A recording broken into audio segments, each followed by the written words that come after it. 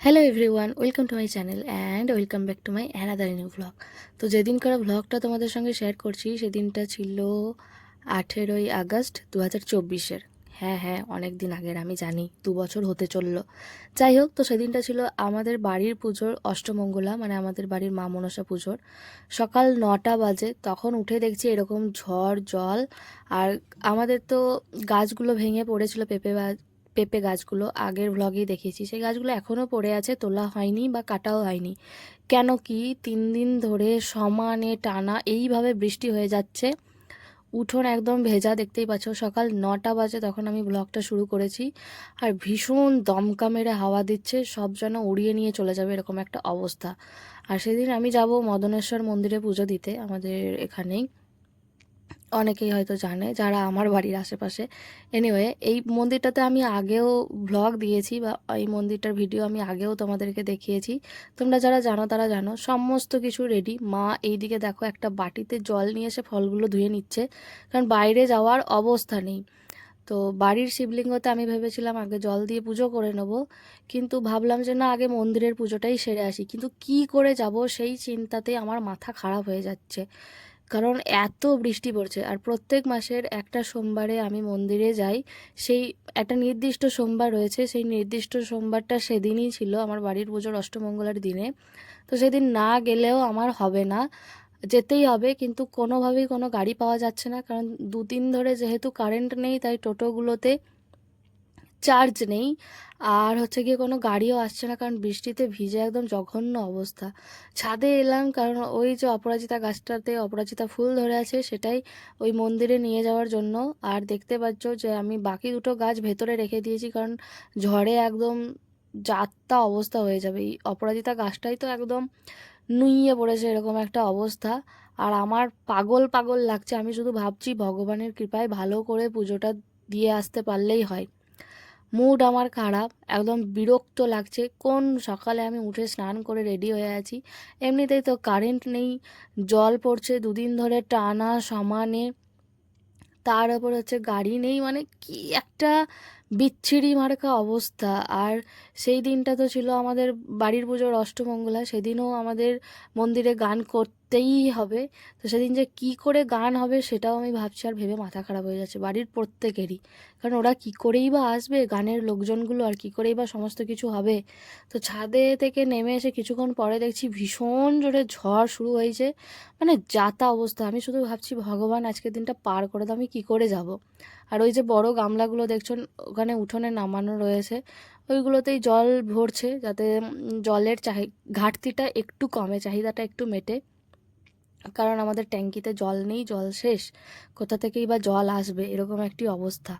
আর আমাদের বাড়িতে যেহেতু টিউবওয়েল নেই, বা আমাদের পাড়াতেও নেই, তাই এটা খুব মুশকিল হয়ে যায়।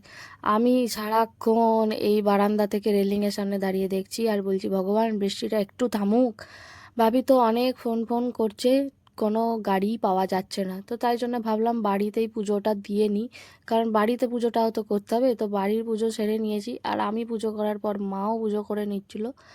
তো একটা তাকের মধ্যেই একটা ছোট্ট জায়গায় রাখা হয়, কারণ আমাদের ঠাকুরঘর এখনও ঠিকঠাক নেই। তো এই হচ্ছে জায়গা। আমি পুজো করার পর মা পুজো করে নিচ্ছিল। মা, আমি, বাবা সবাই আমরা পুজো করি। মা বাবা দুজনেই প্রতিদিনই ফুল দেয়, পুজো করে। আমার মাঝে মধ্যে করা হয়, প্রতিদিন হয় না, তবে প্রত্যেক সোমবার আমি পুজো করি। এটা আমার একদম নির্দিষ্ট বাঁধা ধরা। তো মায়েরও একদম মানে নাজেহাল অবস্থা, কারণ পুজোর সমস্ত কিছু জোগাড় যন্ত্র যদিও আমার বাবা করে দেয়, তবে বাড়ির কাজকর্ম সেগুলো তো মাকেই করতে হয়। আর আমি যেহেতু কাঁচা কাপড়ে গোটা বারান্দা রেলিংয়ের ঝাঁটে, মানে রেলিং দিয়ে আসা জলের ঝাঁটে ভিজে গিয়েছে, তাই আমি একধারে এরকম ঘাপটি মেরে বসে আছি। জামা কাপড় যাতে কোথাও ঠিকে না যায়, চান করার মতো পরিস্থিতি আর নেই, জামা কাপড় কেচে মেলারও জায়গা নেই। মাও শুধু পাইচারি করছে যে কখন গাড়ি আসবে, কখন গাড়ি আসবে। তবে বাপি একটি অটো ভাড়া করতে পেরেছিল, শেষ পর্যন্ত ডবল ভাড়া নিয়েছিল, কিন্তু কিছু করার নাই। মন্দিরে যেহেতু যেতেই হবে, না গেলেই নয়, এটা আমার ব্রত আছে, প্রতি মাসেই আমাকে একটা সোমবারে আমাকে যেতেই হয়। তো যাই হোক, একটু বৃষ্টিটা ধরেছে, মানে পড়েই যাচ্ছে, তো বাবা, আমি আর মা তিনজনেই প্রত্যেক সোমবারেই, মানে এই প্রত্যেক মাসের সোমবারেই আমরা কিন্তু যাই, আমি একা কখনোই যাই না। আর আমার বাপি কিন্তু একদম এক্সপার্ট, কারণ সমস্ত কিছু ফুল থেকে তুলে আনা থেকে একদম ফল সমস্ত কিছু জোগাড় করে দেয়, একদম পৌঁছে দেওয়া অবধি। তো এই যে যাচ্ছি, চারিপাশটা কি সুন্দর সবুজ, দেখতেও খুব সুন্দর লাগছে। তখন তো ধান চাষের সময়, তো ধানগুলো কি সুন্দর হয়েছে, কিছু কিছু কাশফুলও দেখা যাচ্ছে। এই যে অটোতে করে আমরা যাচ্ছি, আর বৃষ্টিতে একদম জল কানায় কানায় ভর্তি হয়ে গিয়েছে, পুকুরগুলো একদম জল থই থই করছে, কেউ পড়ে গেলে একদম শিওর ডুবে যাবে।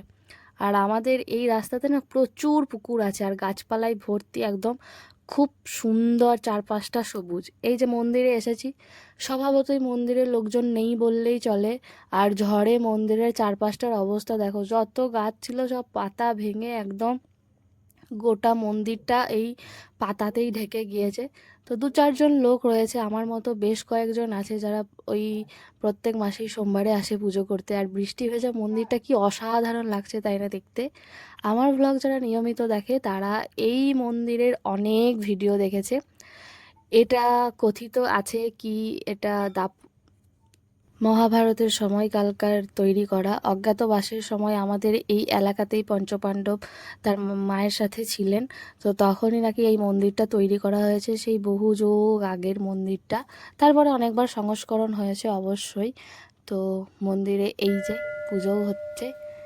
তো যাই হোক, মন্দিরটা খোলা ছিল, অনেক তাড়াতাড়ি চলে গিয়েছিলাম, 10টার মধ্যে যদিও। আর এই যে কিছু কিছু মানুষজন আছে, যেমন এই দাদাটা, যারা প্রত্যেক দিন মন্দিরে স্নান করে এসে জল ঢালে, পুজো করে, তারপরে অন্যান্য কোনো রকম কাজকর্ম করে। তো এই হচ্ছে আমাদের বাবা মদনেশ্বর। যাই হোক, পুজোটা মন ভরে শান্তি করে দিতে পেরেছি। এই অনেক প্রথমে তো ভাবছিলাম যেতেই পারবো না, কি হবে কি না হবে, কি যে অবস্থা হবে বুঝেই উঠতে পারছিলাম না। তো যাই হোক, ভালো করে পুজো দিয়ে এবার বেরিয়ে যাচ্ছি। তবে বেরোনোর সময় আবার জোরে বৃষ্টি এসেছে, যার জন্য দেখতে পাচ্ছ ছাতা নিয়ে যাচ্ছি। তো যাই হোক, এবার বাড়ির পথে রওনা দিই। খুব বেশিক্ষণ লাগেনি, 0.5 ঘন্টা 40 মিনিটের মধ্যেই পুজো আমাদের দেওয়া, পুজো করা সমস্ত কিছু হয়ে গিয়েছে। কিন্তু এইটুকু আসার জন্যই একদম বিশাল ভাবনা চিন্তা, মাথা কাজ করছিল না, এরকম একটি অবস্থা হয়ে গিয়েছিল। তো মন্দিরটা বৃষ্টি স্নাত অবস্থায় খুবই সুন্দর লাগছে। চলো এবার বাড়ির পথে রওনা দেওয়া যাক, বাড়ি যাচ্ছি। যাই হোক, মন ভরে পুজো দিতে পেরেছি, এই আর কি অনেক। তো বাড়ি যাওয়ার পর আমি আবার আমাদের মন্দিরে যাব, কারণ আজকে আমাদের অষ্টমঙ্গলা পুজো। তো সাধারণত জেঠিমা আর জেঠুই যায়, তবে জেঠিমা আর জেঠু ছিল না, ওরা উত্তর ভারত ঘুরতে গিয়েছিল। তো আমাকে বলেছিল যে মন্দিরে যাবি, ঠাকুর মশাইয়ের সাথে পুজো হবে, তারপর প্রসাদ যেটা রেকাবি থাকে সেটা তো বাড়িতে নিয়ে আসতে হয় প্রসাদগুলো, তো আমাকে বলেছিল যে নিয়ে আসবি। তো সেই জন্যই আমি আবার বাড়ি গিয়ে মন্দিরে যাব। আর চারপাশটা সত্যি কি অসাধারণ সুন্দর লাগছে। বৃষ্টি হলে আমার একটা জিনিসই ভালো লাগে না, সেটা হচ্ছে আমাদের বাড়িতে প্রচুর লোক, তো তো কারেন্ট থাকে না, যার জন্য কি হয় যে ট্যাঙ্কিতে জল শেষ হয়ে যায়। আর আমাদের বাড়িতে না টিউবওয়েল নেই, আর মোবাইলে চার্জ তো থাকে না, যদিও সেটা পাওয়ার ব্যাংক দিয়ে কাজ চলে যায়। কিন্তু হচ্ছে গিয়ে এই জিনিসগুলোই ভালো লাগে না। কিন্তু এই প্রকৃতিটা দেখতে এত সুন্দর লাগে। আবার চারপাশে মেঘ ঘনিয়ে এসেছে, দেখতে পাচ্ছ কীরকম অন্ধকার হয়ে গেছে। তো প্রকৃতি দেখতে ভীষণই ভালো লাগে। আমি বাড়ি এসে জামা কাপড় চেঞ্জ করে কিছু খাইনি, তো তারপরে ছাতা নিয়ে আবার বেরিয়ে পড়লাম। আমাদের বাড়ির সামনের পুকুরটার অবস্থা দেখো, রাস্তার সঙ্গে একদম মিশে গিয়েছে, জল উঠে চলে এসছে চারিপাশে, মানে কঠিন অবস্থা।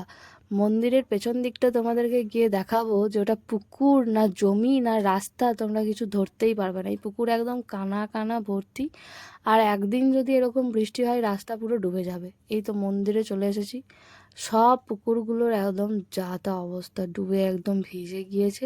পেছন দিকটাতে আমি যাচ্ছি, দেখো পেছন দিকটাতে ফুলের বাগান আছে, যেখান থেকে ফুল তুলে প্রতিদিন মন্দিরে পুজো দেওয়া হয়, সেটারও কঠিন অবস্থা, জলের নিচে চলে গিয়েছে। এই দেখো, কে বলবে যে এটা ফুলের বাগান, মনে হচ্ছে পুরো পুকুর। আর জমিগুলোর অবস্থা দেখো, পুরো পুকুর হয়ে গিয়েছে, আর পুরোটাই একসঙ্গে হয়ে গিয়েছে, পুরো সমুদ্র মনে হচ্ছে একদম। মানে সমুদ্র ঠিক নয়, তবে বিশাল একটা জলাভূমি তো অবশ্যই লাগছে, একদম দিঘি টাইপের। আর কি অদ্ভুতভাবে এখানে দেখো পুকুরই মনে হবে, কারণ দূরে ওই দেখো হাঁস চড়ছে, হাঁসগুলোও এখানে চড়ছে, মানে কি অদ্ভুত। সমস্ত ধান একদম যেগুলো পোতা হয়েছিল সব জলের তলায় চলে গিয়েছে, কি অবস্থা। তো তারপরে এই যে ফিরে এলাম, ঠাকুরমশাই পুজো করছে, ঠাকুরমশাই ভিজে ভিজে বেচারা এসেছে। আর যাই হোক, কিছু করার নেই, নিত্যদিনের পুজো, তাই আমাদের মন্দিরে পুজো করতেই হবে।